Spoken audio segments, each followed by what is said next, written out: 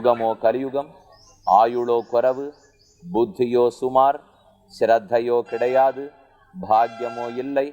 அப்படி இருக்கும்போது நாம் எல்லாரும் இந்த சம்சாரத்தை விட்டு எப்படி தாண்ட என்று சௌனகர் முதலான ரிஷிகள், சூதர் என்கிற பௌராணிகர், புராண கதை சொல்லக்கூடியவர், அவரிடத்திலே கேட்க அவர் அதற்கு பதிலாகத்தான் ஸ்ரீமத் பாகவத புராணம் முழுக்க விரித்துரைத்தார். ஸ்ரீமத் பாகவதம் பிறந்த மரத்தின் கிளையின் கீழேதான் தற்போது நாம் அமர்ந்துள்ளோம். நைமிஷாரண்யத்திலே மிக பழமையான இந்த மரம், இந்த இடத்தை சுத்தி ஆயிரக்கணக்கான ரிஷிகள் கூடியிருந்தார்கள். சூத பௌராணிகர் மரத்தின் கீழே அமர்ந்திருந்தார். கீழே அமர்ந்திருந்த சௌனகர் முதலான ரிஷிகளெல்லாம் சில கேள்விகளை கேட்டார்கள். மந்த பாக்யாக, மந்த மதயாக, மந்த ஆயுஷாக, ஆயுசு குறைவா இருக்கு, பாக்யம் புண்ணியமோ இல்லை, சரி ஸ்ரத்தையான் இருக்குமா இல்லை, ஞானம் இருக்குமா இல்லை, இது ஏதும் இல்லாத போது மோட்சத்துக்கு போகணுங்கிற ஆசை வந்தால் கலியுகத்திலே சம்சாரி செய்ய வேண்டியது எது, கேட்க வேண்டியது எது, உணர வேண்டியது எது, பார்க்க வேண்டியது எது என்று கேட்டார்கள். இந்த சூத பௌராணிகர் யார் தெரியுமா? வேற யாரும் அல்ல, ரோமஹர்ஷணர்னு ஒருத்தரை பத்தி சொன்னேன். வேதவியாசர் 4 வேதங்களையும் இதிகாச புராணங்களையும் உபதேசம் பண்ணுகிறார். அதுல இதிகாச புராணங்களை ரோமஹர்ஷணர்ங்கிற ரிஷி பெற்றுக்கொண்டார். அவர் மூலம் உலகத்தில் பரவித்துன்னு சொன்னேன் அல்லவா? அந்த ரிஷியினுடைய பிள்ளைதான் சூத பௌராணிகர். நடந்தது என்ன? இதோ இப்போது நாம் இருக்கக்கூடிய இடத்தில் ரோமஹர்ஷணர் அமர்ந்து கொண்டு தன் சிஷ்யர்களுக்கு புராண கதைகளை சொல்லிக் கொண்டிருந்தார். கண்ணனுடைய அண்ணனான பலராமன், அவன் நைமிஷாரண்யத்துக்கு வந்தார். வந்து இந்த கதை நடக்கும் இடத்துக்கு அருகில் எழுந்தருளிய போது சூத பௌராணிகர் கதையே சொல்லி பகவானிடத்திலேயே ஈடுபட்டிருந்தபடியால் இவர் வந்ததை கண்டுகொள்ளாமல் விட்டார். ஓ, நாம் வந்ததும் தெரிந்தும் நம்மை அவமரியாதைப்படுத்துகிறார் என்று நினைத்து கொண்டு பலராமனுக்கு கோபம் வந்து தன் கையாலும் கலப்பையாலும் ரோமஹர்ஷனுடைய கழுத்துக்கு மேல தட்ட, கழுத்துக்கு மேல தலையே அருந்து கீழே விழுந்து ரோமஹர்ஷனுக்கு உயிர் பிரிந்து போயிற்று. கூட இருந்த சிஷ்யர்களுக்கெல்லாம் கவலை. எவ்வளவு அழகா கதை சொல்லுவர், புராண கதைகளை எல்லார் மனசிலையும் படும்படி சொல்லுவரே, அவரை போய் ஒரு எட்டுல பலராமன் கொண்டுட்டாரே, இது நியாயமா என்று நினைத்து கொண்டு வேண்டினார்கள். பலராமனும் இல்லை, உங்களுக்கு வேறுபடி சொல்லுகிறேன்னுட்டு ரோமஹர்ஷனுடைய பிள்ளைக்கு அதே சக்தி, உபன்யாசம் செய்யக்கூடிய திறன், அந்த திறத்தை கொடுத்தார். அவர்தான் சூத பௌராணிகர். ரோமஹர்ஷனுடைய குமாரர் சூத பௌராணிகர், பலராமனுடைய அனுகிரகத்தை பெற்றவர். அவர் மறுபடியும் இந்த இடத்தில் அமர்ந்து கொண்டு சிஷ்யர்களுக்கு கதை சொல்லுவதற்காக ஆரம்பித்தார். சூதர் உபதேசிக்கிறார், சௌனகர் முதலான ரிஷிகள் கேட்டு கொள்ளுகிறார்கள். அப்ப பிறந்ததுதான் ஸ்ரீமத் பாகவத மகாபுராணம். பாகவத புராணத்தை சுகாச்சாரியர் பரீட்சித்துக்கு முன்னமேயே உபதேசித்திருந்தார்.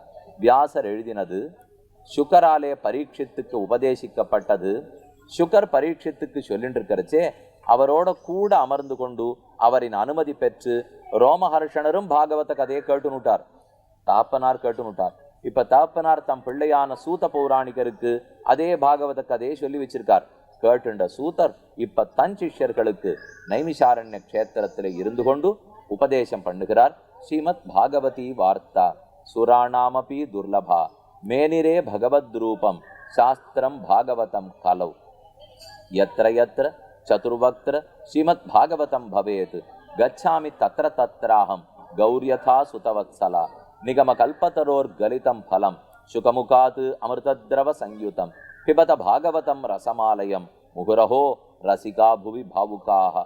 சுகாச்சாரியரார் கிளி, அந்த கிளி பழத்தை கொத்தியது. கிளி கொத்திய பழத்துக்கு சுவை அதிகம். வேதமே பழமாக பழுக்க, அந்த வேதமாகிற பழத்தை சுகபிரம்மமாகிற கிளி கொத்தி அடியார்களான நமக்கு பழரசமாக கொடுத்தது. அந்த ரசம்தான் ஸ்ரீமத் பாகவத கதை. அந்த பாகவத கதையே சௌனகர் முதலானவர்களுக்கு சூத பௌராணிகர் உபதேசித்த இடம் இவ்விடம்தான். அதனால இந்த இடத்திலே நாம் தரிசித்ததே ஏற்றம். நீங்களும் அவசியம் இந்த இடத்தை நன்கு மனதிலே கொண்டு பாகவத கதையும் மனசிலே கொள்ள வேண்டும். திருமங்கியாழ்வார் பாசுரப்படியும் பாகவத கதையின் படியும் ரெண்டுமே நைமிஷாரண்யத்தை பத்தினது. பார்க்க போற இப்ப ஸ்லோகத்துக்கும் நெருங்கின தொடர்புண்டு. 36வது ஸ்லோகம் 37வது ஸ்லோகம் 2 நாளையும் ஒரே கருத்தை தான் பகவான் சொல்றார். இதுவரை நீ சுகம் என்று நினைத்திருந்தது சுகமல்ல, சுகம்ங்கிறது எதுங்கிறத மேற்கொண்டு சொல்லுகிறேன். அந்த சுகமும் சாத்விகமான சுகம், ராஜசமான சுகம், தாமசமான சுகம் என்று மூவகைப்படும். அர்ஜுனா கேட்டுக்கொள். இதுவரை வழிமுறைகளை பத்தி உனக்கு சொல்லணும் வந்துட்டேன். இனிமே அடைய வேண்டிய சுகத்தை பத்தி சொல்லுகிறேன். ஞானத்தை பத்தி சொன்னேன், கர்மங்களை பத்தி சொன்னேன், கர்த்தாவை பத்தி சொன்னேன், புத்தியை பத்தி சொன்னேன், திருத்திய பத்தி சொன்னேன். எல்லாம் சத்துவம் ரஜசு தமசுன்னு பிரிச்சு பிரிச்சு சொல்லியாச்சு. இதெல்லாம் ஏற்கனவே அடைவிக்கக்கூடிய வழிகள். இனி எதை அடைய போகிறோங்கிறது முக்கியம் இல்லையோ? சுவாமி, ஓடி ஆடி பணம் சம்பாதிக்கிறீரே, எதுக்கு? சுகப்படுறதுக்காக. கல்யாணம் பண்ணிக்கிறீரே, எதுக்கு? சுகப்படுறதுக்காக. குழந்தைகள் பெற்றுக்கிறீரே, எதுக்கு? சுகப்படுறதுக்காக. யாத்திரைக்கு போறீடே, எதுக்கு? பெருமாளை அனுபவிச்சு சுகப்படுறதுக்காக. நன்னா குள்ள குளிர குடைந்து ஓஹோன்னு சரையு கங்கை கோமதி தீர்த்தமாடுறீடே, எதுக்கு? ஜில்லுன்னு சுகப்படுறதுக்காக. ஆக எத்த கேட்டாலும் சுகப்படுவதற்காக அப்படின்னு பதில் வருகிறது இல்லையோ? அந்த சுகம்ங்கிறதெல்லாம் உண்மையான சுகம்தானா, அல்லது நான் தப்பா புரிஞ்சு வச்சுட்டு இருக்கிற சுகமா? நான் இஷ்டத்துக்கு எதோ பண்ணிவிட்டு இதுதான் சுகம் நினைச்சுனுட்டேன்னா அது உண்மையான சுகமா இருக்கணுமே. இப்ப கண்ணன் அந்த சுகத்தையும் 3 வகையாக பிரிக்கிறார். ஆனால் அந்த சுகம் முதல் படியில் சுலபத்தில் புரியாது. என்னைக்குமே நிரந்தரமான ஒன்று, நிரந்தரமான ஒரு பயன், ஒரு அனுபவம் அது கிடைக்கணும்னு வச்சுங்கோ. தொடங்கும் போதிலிருந்து அது சுகமாக இருக்காது. தொடங்கறச்சே கொஞ்சம் கட்டமா விஷத்தை போலத்தான் இருக்கும். ஆனா அது நாள் செல்ல செல்ல செல்லத்தான் சுகமாகவே இருக்கும். நமக்கு ஒரு இடத்துல அடிபட்டுடுத்து அறுவை சிகிச்சை பண்ணணும், ஆபரேஷன் பண்ணணுங்கிறது கத்திய வைக்கிறச்சே சுகமாவா இருக்கு? கத்திய வைக்கச்சே கட்டமா தான் இருக்கும். அது கட்டமா இருக்கேங்கிறதுக்காக விலைக்கு போயிட்டோம், அப்புறம் ஆபரேஷனே நடக்காது, ஒன்றும் அடி சரியாவே போகாது, அப்புறம் நிரந்தரமா கையையே எடுக்க வேண்டி வந்துடும். ஆகையாலே ஒரு டெம்பரரி துக்கத்தை அனுபவித்தா கூட அது நிரந்தரமான சுகத்தை கொடுக்கும். ஆனா அதே சமயம் சிலதெல்லாம் ஆரம்பிக்கச்சே சுகமாட்டம் இருக்கும், ஆனா நாள்பட பெரிய துக்கத்துல போய் முடிஞ்சிடும். இப்ப ஜங்க் ஃபுட்ஸ் அதெல்லாம் சாப்பிடாதே, அவசர உணவுலாம் உட்கொள்ளாதீங்கோ, அதில் ஃபேட்டு நிறையா இருக்கு, கொலஸ்ட்ரால் நிறையா இருக்குங்கிறா. ஆனா அதுல எவ்வளவு சுகம் இருக்கு தெரியுமா? போய் அப்படி 10 ரூபாய் கொடுத்து வாங்கினா உடனே கிடைச்சுடுறது, காத்துன்னு இருக்க வேண்டாம். ஒரு சுகம். 2வது சுகம், இந்த தொண்டைக்குழிக்குள்ள போறச்சே அது என்னமா இனிக்கிறது தெரியுமா? நான் சாப்பிட்டு பார்த்து சொல்லலை, இப்போ இருந்தாலும் சாப்பிட்டு பார்த்தவர்கள் சொன்னதை திருப்பி சொல்றேன். அது வாயில போட்டுண்டா உள்ளுக்குள்ள அப்படியே கரையறாப்புல இறங்குறது, ரொம்ப சுகமா இருக்கும். ஆனா உள்ள போனா ஜீரணமே ஆல, அங்கங்க ஃபேட்டு நின்று போறது, கொலஸ்ட்ரால் நின்று போறது. ஏற்கனவே நமக்கு கொழுப்பு அதிகம், இன்னும் இப்படி வேலை சாப்பிட ஆரம்பிச்சோன்னா கொழுப்பு கூடி போயிடும் இல்லையோ? ஆகையால் மேலெழுந்த வாரியாக முதலில் இன்பம் கொடுக்கிறாப்புல சிலது இருக்கும், ஆனா அது நீண்ட நாள் துன்பமா போடும். ஆனால் மேலெழுந்த வாரியா துன்பம் கொடுக்கிறாப்புல இருக்கும், ஆனா நீண்ட நாளில் இன்பத்தை கொடுக்கும். இது ஏனென்றால் நாம் பழகினது, நாம் பழகாதது. இதுதான் வித்தியாசம். நாம எதுக்கு பழகி இருக்கோமோ அதையே திரும்ப திரும்ப பண்ணுன்னா திருப்தியா பண்ணிடுவோம். இப்போ சாதாரணமா ஆஃபீஸ்லயே அப்படித்தான். இப்போ ஒருத்தருக்கு ப்ரமோஷன் கிடைக்கிறதுன்னு வச்சுக்கோ, நேற்று வரைக்கும் ஒரு வேலையை அவர் பார்த்துட்டு இருப்பார், இன்னைக்கு கூடுதல் சார்ஜ், கூடுதல் அவருக்கு ரெஸ்பான்சிபிலிட்டிஸ் இருக்குமோ இல்லையோ, ஆனா அவ்வளவு சுலபத்துல அதை எடுத்துன்னு பண்ணிவிட மாட்டான். நாம பேச்சுக்கு ப்ரமோஷன் கொடுத்துருவோமே தவிர, அவர் ஏற்கனவே ஒரு அசிஸ்டன்ட் ஜெனரல் மேனேஜரா இருப்பார். இப்ப ஜெனரல் மேனேஜர்னா தனியா கிரீடத்தை தூக்கி தள்ள வச்சுக்க முடியுமா? வேலை கூட பார்க்கணும், பொறுப்பு கூட பார்க்கணும். எப்பவுமே தாம் பழைய சீட்ல உட்கார்ந்து இருந்த வேலையை பார்க்கறதுக்கே தான் அவருக்கு புத்தி போகும். மேல இருக்கிற வைஸ் பிரசிடென்ட் தான் சொல்லி சொல்லி இல்லை நீ இனிமே ஜெனரல் மேனேஜர், இந்த வேலையை பாரு, கீழே இருக்கிற வேலையை இன்னொருத்தர் தான் பார்க்கணும் அப்படின்னு சொல்லி சொல்லி கொடுக்கணும். ஏன்னா நாம எதுக்கு பழகி இருக்கிறோமோ அதை செய்யறதுக்கே மனசு போகும். இது எதுக்காக சொன்னேன்னா, உலக இன்பத்தில் மனம் பழகி உள்ளது, உடல் பழகி உள்ளது. ஆனா பகவத் விஷயத்தை அனுபவிக்கும் இன்பத்தில் உடலோ மனமோ பழகவில்லை. ஆகையாலே அந்த பழக்கத்துக்கிட்ட போறச்சேவே அது விஷமாட்டம் கஷ்டப்படுத்தும். நாம தான் சொல்லி சொல்லி இது விஷமில்லே அமிர்தம் அமிர்தம் அப்படின்னு மனத்தை ஈடுபடுத்தினா கொஞ்சம் கொஞ்சமா டிரான்ஸ்பர்மேஷன் வரும், கொஞ்சம் கொஞ்சமா மாறுதல் வரும். வந்தா ஓ இது அமிர்தம் அப்படின்னு புரிஞ்சு விடுவோம். ஆனா உலகத்துல அதே மாதிரி சுகத்தை அனுபவிக்கிறதா மயக்கத்துல நினைச்சுட்டு இருக்கமே, அதை நம்ம திரும்ப திரும்ப இது சுகமில்லே துக்கம் அப்படின்னு சொல்லத்தான் ஓ இதை போய் அமிர்தம் நினைச்சுட்டோமே, இதுதான் நிஜமான விஷம் அப்படிங்கிறது மனசு மாறும். இப்ப கண்ணன் சொல்ல ஆரம்பிக்கிறார், அந்த சுகத்தை உனக்கு புரிய வைக்கிறேன் அர்ஜுனா.